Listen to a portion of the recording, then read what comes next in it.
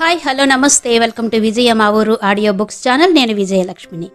Friends, నవల స్రవంతిలో కొత్తపల్లి రవికుమార్ గారి జానపద నవల విజయాదిత్య ఆడియోగా మీకు వినిపిస్తున్నాను కదా. మరి ఈరోజు విజయాదిత్య ఆడియో నవల 4వ భాగం వినిపించబోతున్నాను. మరి ఆలస్యం చేయకుండా కథలోకి వెళ్ళిపోదాం.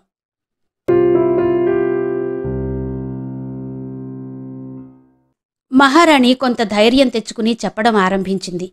నా పూర్వపుణ్య ఫలితమో నా భాగ్యఫలమో తెలియదు గాని విశ్వంలో ఎక్కడా లేని వింత నాకు కలిగింది. నా గర్భవాసమున నాగరాజు పుట్టెను. పుట్టగానే మహామంత్రి విష్ణుక్రాంత పొడమిలో పుత్రుడు పుట్టెనని చాటించారు. ఆ రోజు నుంచి పుత్రుడు పుట్టాడని చెప్పుకొస్తున్నాము. పెళ్ళిడుకొచ్చిన యువరాజుకి పెళ్లి చెయ్యాలని చుట్టుపక్కల రాజ్యాల నుంచి సంబంధాలు రావడం మొదలయ్యాయి. వాటి నుండి తప్పించుకోవడానికి మేమే పెళ్లి చేస్తున్నట్టు నటించాం. అందువలన కత్తికి బాసికం కట్టి నిన్ను పెళ్లి చేసి తీసుకొచ్చారు. మేము ఏమీ చెయ్యలేని పరిస్థితిలో ఈ పెళ్లి జరిగింది అని జరిగిందంతా చెప్పి దాచిన పాము పెట్టె సుందరి ముందు పెట్టింది. ఆ పెట్టెను అటూ ఇటూ కదిలింపగా ఫణిరాజు బుస్సుమని పడగెత్తి లేచెను. నాలుకలు గీటుచూ రత్నకౌస్తుభపైకి ఉరకబోతుంటే భయపడి భూమిపై స్పృహ తప్పి పడిపోయిందామె. కొంతసేపటికి స్పృహ తెచ్చుకుని దిగ్గున లేచి గోలపెట్టి ఏడుస్తూ గుండెపై మొత్తుకొనుచు, అత్తయ్యగారు, ప్రభావతీదేవి, మీ పేరు ఈ జగతిన మహా గొప్పదని ప్రఖ్యాతిగాంచినది. కాని నీలాంటి పాపిష్టిది ఏ లోకమునా లేదు. పాముకై నన్నెటకు పట్టి తెప్పించితివి. నీ దగ్గరున్నట్టి చెల్లులకైనా కనికరము కలగలేదా? వారైనా ఇది తప్పని చెప్పలేదా? ఇంత కఠినాత్మురాలివా తల్లి నువ్వు? విమలాదిత్య మహారాజైన వద్దనక ఇలాంటి పాపిష్టి పనికి తోడ్పడినాడా? ఎందుకమ్మా ఇంత పాపం చేశారు? పూర్వజన్మలో మీరు ఇలాంటి పాపకార్యములు ఎన్ని చేసిద్రో ఆ పాప ఫలమే మీకు శేషుడు పుత్రుడిగా జన్మించడం. నరుని గర్భమునందు పాము పుట్టడమనేది వినలేదు సరికదా, పొడుపు కథలైనా వినలేదు. ఏ జాతి గర్భమున ఆ జంతువు పుట్టునుగాని ఇతర జంతువులు పుట్టడం ఇలలోన లేదు. ఈనాడు ఈ వింత ఈ చోట మీకే జరిగింది. ఇంత పాపిష్టి వింతను చూసి కూడా మీకు ఎంతమాత్రము బుద్ధి రాలేదేంటి? మిమ్మల్ని ఏమనాలి? ఇంకా తెలిసి తెలిసి ఈ జన్మలో కూడా పాపాలను మూటగట్టుకుంటున్నారు. ఆ శేషుడిని మానవుడని ప్రపంచానికి చెప్పి లేని దానిని ఉన్నదానిగా చూపిస్తున్నారు. మరలా దానిని కప్పిపుచ్చడానికి కత్తికి బాసికం కట్టి పెళ్లి చేసి చేయరాని పాపమునకు పూనుకొంటిరి. మీకే గనక కూతురు ఉంటే ఆ కూతురికి ఇలాగే చేస్తారా? కత్తిని చూపించి ఆ కత్తితో నా గొంతు కోసారే. నా ఉసురు మిమ్మల్ని వదలక 14 జన్మల వరకు పట్టి పీడిస్తుంది. ఇది ఒక అబల నిస్సహాయ స్థితిలో ఏమీ చెయ్యలేక పలుకుచున్న మాటలు. ఇది ఘోర పాపము. మీలాంటి వారు చేయుట తగనిది. ఈ పురములో ఒక్కరైనా పలుకలేదా? మీకు ఎదురు చెప్పలేక మీకు వంత పాడినారా? ఇంత కఠినాత్ములు ఈ రాజ్యంలో ఉండగా ఈ రాజ్యానికి సాకేతపురమని పేరేలనమ్మా. పాపాత్ముల పురం అనిన సరిపోవును కదా అని ఆవేశంతో ఊగిపోయింది రత్నకౌస్తుభ. దాదుల ద్వారా ఈ వార్త తెలుసుకున్న విమలాదిత్యుడు కించిత్ భయమునొంది మంత్రి విష్ణుక్రాంతతో కలిసి అంతఃపురమునకు వచ్చాడు. ఘోరంగా రోదిస్తున్న అత్తను కోడలిని చూచి ఆగిపోయినాడు. మామగారిని చూసిన యువరాణి గుండెలు బాదుకొనుచూ గొల్లుమని ఏడ్చింది. ప్రభావతి కూడా భోరు భోరున ఏడుస్తోంది. వారిద్దరినీ ఆ స్థితిలో చూసిన విమలాదిత్యుడు కూడా కన్నీరు కారుస్తూ భార్యను కోడలిని ఓదార్చి మంచం మీద కూర్చోబట్టాడు. నా తల్లి రత్నకౌస్తుభ, బాధపడకమ్మా, బాధపడకు. మా పూర్వకర్మమున మాకు నాగరాజు జన్మించాడమ్మా. పెద్ద పండితులు చెప్పడం వలన ఇక గతిలేక మేము ఇలా చేయవలసి వచ్చింది. మమ్మల్ని మన్నించమ్మా. కాని ఒక్కటి మాత్రం నిజం, నీ వలన నా కొడుకు మారతాడమ్మా. మాకు కొడుకులు కూతుళ్ళు లేరమ్మా. నిన్ను నా కొడుకే అనుకుంటున్నాను తల్లి. మేము ఈ రాజ్య ప్రజలు అంతా నీవారేనమ్మా. మాకు నీవేనమ్మా దిక్కు అని ప్రాధేయపడ్డాడు విమలాదిత్యుడు. మహారాజు అలా బాధపడడం చూడలేకపోయిన మంత్రి విష్ణుక్రాంత, అమ్మా యువరాణి, బాధపడకండి. జరిగింది ఘోరమే. ఈ పాపాలతో నాకు తప్ప ఎవ్వరిదీ ఇందులో తప్పు లేదమ్మా. పాపమంటూ ఏదైనా చేస్తే అది నాదే. ఇందులో మీ అత్తమామలది ఏమాత్రం తప్పులేదు. నా మాట నమ్ము తల్లి అన్నాడు. మంత్రివర్య, ఎవరి తప్పు ఎంతుందో వారికే తెలియాలి. ఎవరు ఏ పాపపు మూటగట్టుకున్నారో మోస్తున్న వాళ్ళకి తెలియాలి. కాని దానికి బలి అయింది నేను. ఒక పాముకి పత్నినయ్యింది నేను. మా అల్లుడేడని మా అమ్మా నాన్న అడిగితే నన్నేమి చెప్పమంటారు? ఎవరిని నా పతిగా చూపించమంటారు? ఇదంతా నా కర్మ అంది రత్నకౌస్తుభ. తప్పక అందరి కర్మలు తొలగితాయి తల్లి, విచారించకు. నీ వల్ల నా ఫణిరాజు మారతాడని నమ్మియున్నాము. శివారాధన చేయుచున్నాము. నా మాట విను. రామచంద్రుడు, హరిశ్చంద్రుడు, నలుడు, పాండవులు మొదలగు వారు ముందు కష్టాలు పడినా చివరికి ఆ దేవుని అనుగ్రహము వలన సుఖములు, సౌఖ్యము పొందారు. మనకు కూడా ఆ భగవంతుడు తప్పక మేలు చెయ్యను. సమయం వచ్చినప్పుడు కర్మములు తొలగును. కర్మ వలన కలుగు మన రాజ్య సంపదలు, కర్మ వలన కలుగు కష్టములు, సుఖములు, కర్మ వలన కలుగు రాజ్య పదవి అన్నీ తాత్కాలికములే. కర్మము శుభమునిచ్చును, అదే కర్మము అశుభాన్ని చేకూర్చును. కాని మనం అన్నిటికీ తట్టుకోగలిగితే చివరకు అదే కర్మము శాంతినిచ్చును. ఏది ఏమైనా కర్మ అనుభవించాలి. తప్పదు తల్లి. ఇప్పుడు నువ్వు సుదామ మహర్షిని కలవడం అనివార్యం తల్లి. పద, ఆ మహర్షిని కలిస్తే నీకు మరింత ఊరట కలుగును అన్నాడు విమలాదిత్యుడు. సరే మహారాజా, మీ మంచి మాటలతో నాకు కొంత ఉపశమనం కలిగించారు. మహారాజా, నా మనస్సు కొంత ఊరట చెందినది. నాదుండు లేక నవ్యభూషములెందుకు, పురుషుడు లేనట్టి భోగంబులెందుకు, అయిపోయిన దాని గురించి ఆలోచన ఎందుకు, నా కర్మ ఎటులుండునో అంతా ఆ పైవాడి దయ. ఆ దేవుడు ఇదంతా ఎందుకు చేయించినాడో, నన్ను ఇంతవరకు ఎందుకు తీసుకొచ్చినాడో, మీరు చెప్పినట్టే ఆ మహర్షిని కలుద్దాం అని మామగారితో కలిసి సుదామ మహర్షిని కలవడానికి బయలుదేరింది రత్నకౌస్తుభ. విమలాదిత్యుడు, రత్నకౌస్తుభ ఇరువురు సుదామ మహర్షి ఆశ్రమాన్ని చేరుకున్నారు. ఆ మహర్షిని చూడగానే నమస్కరించారు. స్వామి, నేను సాకేత రాజ్య రాజు విమలాదిత్యుణ్ణి. 16 క్రితం నాకు ఫణిపుత్రుడుగా జన్మించాడని మీ వద్దకు వచ్చాను. ఎప్పటికైనా మా నాగరాజు మానవ రూపాన్ని ధరిస్తాడని ఆ రోజు సెలవిచ్చారు. అందుకే కత్తికి బాసిక కట్టి ఇదిగో ఈ పడతితో పెళ్లి జరిపించాం. ఈమె నా కోడలు రత్నకౌస్తుభ అని చెప్పాడు విమలాదిత్య. నాకంతా గుర్తున్నది మహారాజా. మీరు ఈమెను కోడలుగా చేసుకుని మంచి పనే చేశారు. ఏది జరిగినా అంతా ఆ పైవాడి లీల. ఆ జగన్నాటక సూత్రధారి ఎలా నడిపిస్తే అలా నడవడమే మనం చేయవలసింది అని రత్నకౌస్తుభ సాముద్రికలను చూసి, అమ్మా, నీవు ఒక నాగుపాముకు సతివైనావని బాధపడకు. నీ పూర్వజన్మ శాపం వలన నీకు ఈ విధంగా జరిగినది. సవివరంగా చెబుతాను విను. పూర్వజన్మలో నీవు దివ్యమోహిని అనే యక్షకన్యవి. నీకు ఆ దేవుని దయవలన మహిమలు సిద్ధించినవి. నీకు యుక్త వయస్సు రాగానే కాలభూషణుడనే నాగరాజును చూసి మోహించావు. ఇదే విషయం కాలభూషణుడిని అడిగావు. దానికి ఆ నాగరాజు, నీ అంత అందగత్తె వచ్చి కోరి వివాహమాడతానంటే ఎవరూ కాదనరు. కాని మా నాగజాతిలో వేరే జాతితో వివాహం నిషిద్ధం. కావున నేను నిన్ను వివాహమాడలేను, క్షమించు అని సున్నితంగా తిరస్కరించాడు. కాని అతని మీద నీకు వ్యామోహం పోలేదు. ఒకరోజు రాత్రి నీ మహిమతో ఆ కాలభూషణుని ప్రేయసి నాగభరణి రూపం ధరించి అతనికి ఏమీ అనుమానం రాకుండా అతనితో రసక్రీడ జరిపినావు. ఆ సమయానికి నాగభరణి అక్కడికి వచ్చి రసక్రీడలో ఉన్న మీ ఇద్దరినీ చూసింది. నాగభరణిని చూసిన వెంటనే నీ రూపం బట్టబయలైంది. తనకి ఏ పాపం తెలియదని కాలభూషణుడు అన్నాడు. మాయలు చేసి పాముగా మారి నా ప్రియుడితో రసక్రీడ ఆడి చాలా పెద్ద తప్పు చేశావు మోహిని. మనం ప్రేమించిన ప్రియుడు మరే ఇతర ఆడదాన్ని చూడకూడదనుకుంటాము. కాని నాకు అది కళ్ళారా చూసేటట్టు చేశావు. ఒక యక్షకన్య వయ్యుండి అందరి కళ్ళు గప్పి నా ప్రియుడితో కామవాంఛ తీర్చుకున్నావు. ఇదే నా శాపం. వచ్చే జన్మలో నీవు మానవ రూపాన్ని పొంది నాగరాజు సతివవుతావు. నీకే విధమైన కామవాంఛలు తీరక బాధను అనుభవిస్తావు అని శపించింది. తప్పు తెలుసుకున్న నీవు ఏదో కామవాంఛతో చేశాను, దానికి అంత పెద్ద శాపం విధించవద్దని నాగభరణిని వేడుకున్నావు. దానికి కొంత శాంతించిన నాగభరణి, మొదట నీవు నాగరాజుకి భార్యవవుతావు, కానీ చాలా కష్టాలను ఓర్చి ఆ నాగరాజుని మనిషిగా మార్చుకుంటావు అని చెప్పింది. కావున నీవేమీ భయపడకు రత్నకౌస్తుభ. నీ భర్త అవతార పురుషుడు. అతనికి అర్ధాంగి అయినందుకు నీ కీర్తి కూడా చరిత్రలో నిలిచిపోతుంది. నీ భర్త తప్పక మానవ రూపుడై వస్తాడు. కాని దానికి చాలా కష్టాలు పడవలసి ఉంది.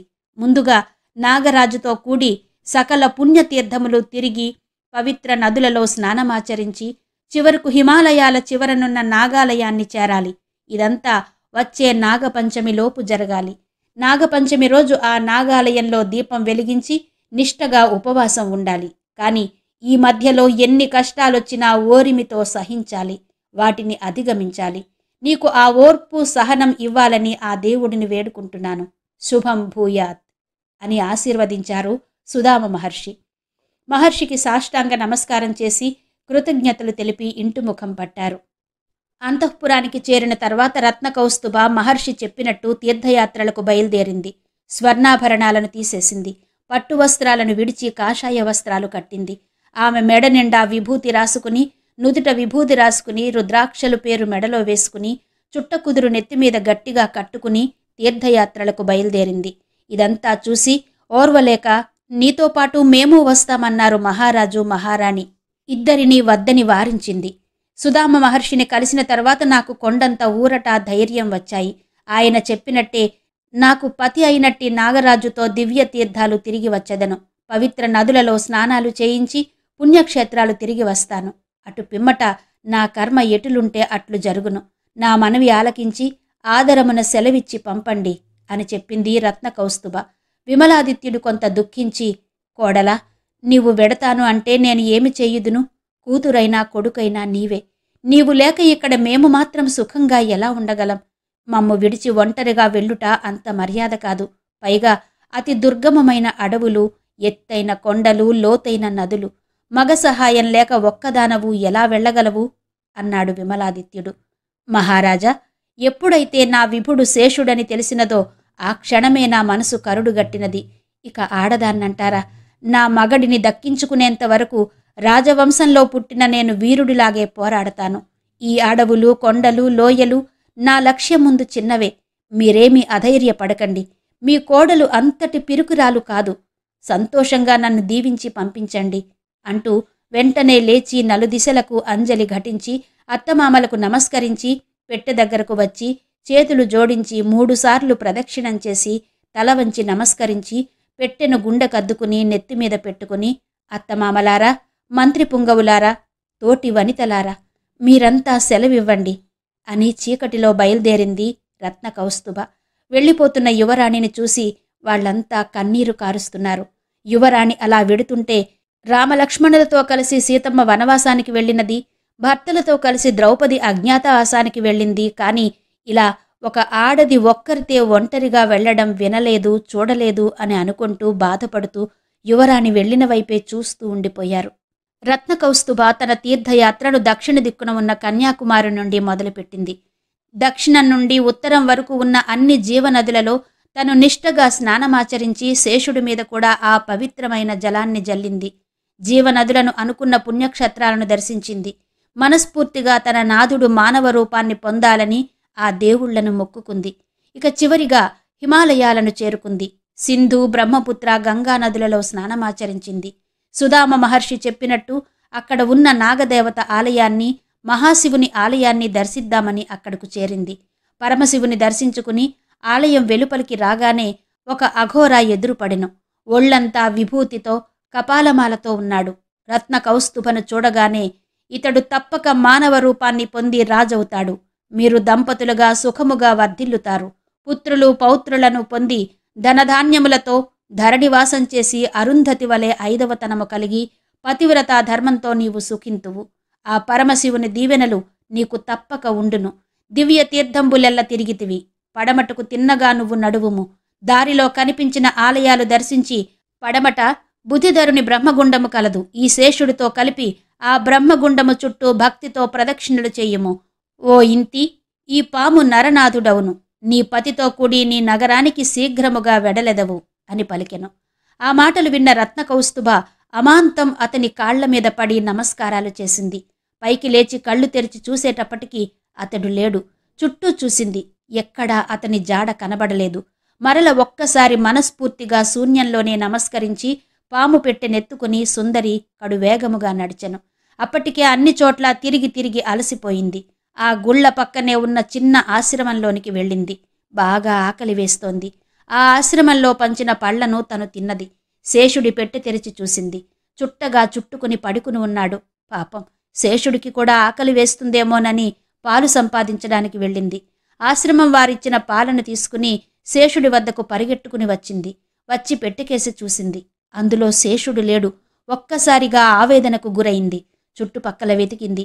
ఎక్కడా శేషుడి జాడ కనబడలేదు. ఎక్కడికెళ్లాడో తెలియక అన్ని చోట్ల వెతుకుతూ ఒక పెద్ద చెట్టు దగ్గరకు వచ్చింది. అక్కడ ఒకడు పాములాడిస్తూ కనబడ్డాడు. చుట్టూరా జనాలు చేరి అతనాడించే పాములను చూస్తున్నారు. రత్నకౌస్తుభ ఆ జనాన్ని దాటుకుని ఆ పాముల వద్దకు చేరింది. ఆ పాములలో తన శేషుడు ఉన్నాడేమోనని చూసింది. ఆ పాములలో శేషుడు లేడు. బాధతో స్పృహ తప్పి పడిపోయింది. కాసేపటి తర్వాత స్పృహ వచ్చి చూసేసరికి తనొక గుడిసెలో నులక మంచం మీద ఉన్నట్టు గ్రహించింది. గభాలున లేచింది. భయంగా చుట్టూరా చూసింది.